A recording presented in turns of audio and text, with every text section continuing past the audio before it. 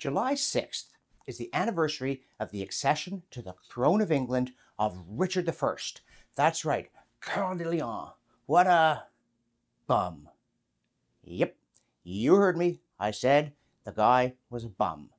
The hero of the Robin Hood tales. Good King Richard. But in real life, he was nothing like that. And some of you would be thinking, oh no, please don't take another piece of our heritage away from us. People are always running down the British institutions, our system of government, our culture, and all that stuff. Please don't take away Richard the Lionheart.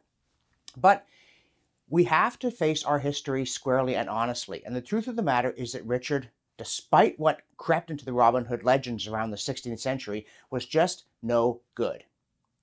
Before becoming king, he acquired a reputation as a bloodthirsty and tyrannical ruler under his father Henry II, against whom, by the way, Richard repeatedly rebelled, not for any particularly good reason, but just because he wanted more power and more money.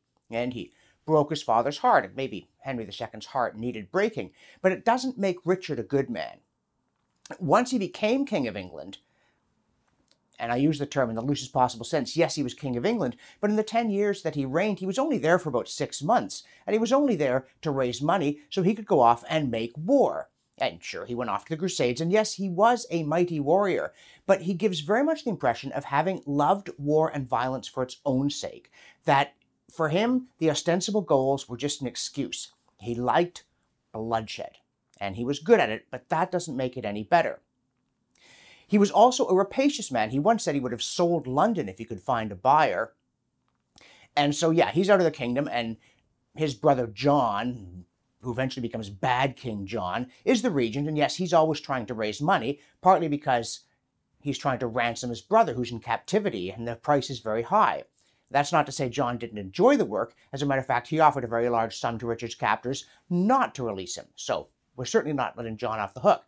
The point here, though, is that Richard is not a good man, and he is not a good king. And eventually, while he was engaged in one of his wars, he was nicked by a crossbow bolt.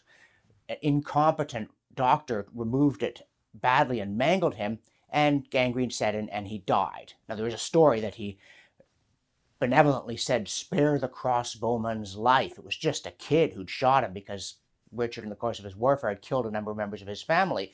There's also a story, possibly apocryphal, that as soon as Richard was dead, some brutal mercenary grabbed the kid, had him skinned alive and hanged. This we don't really know. We do know, though, that Richard was succeeded by John, and that John was a really bad king who was also an incompetent military leader, slippery and untrustworthy even by the standards of his family. But those were low standards. So, have I trashed your history? No, not at all. Because what happens to John, that he gets dragged to Runnymede and forced to seal Magna Carta, isn't about a particularly loathsome individual, though John was one.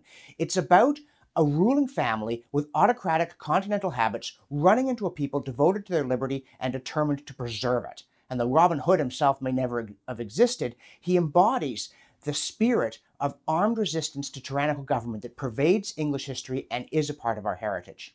So there you go. I'm afraid you've lost Richard Coeur de Lion here on July 6th, the anniversary of his coming to the throne, but you get to keep your heritage, a heritage of liberty-loving people. Just choose your heroes carefully, because there are plenty of them, even if Richard the Lionheart isn't one.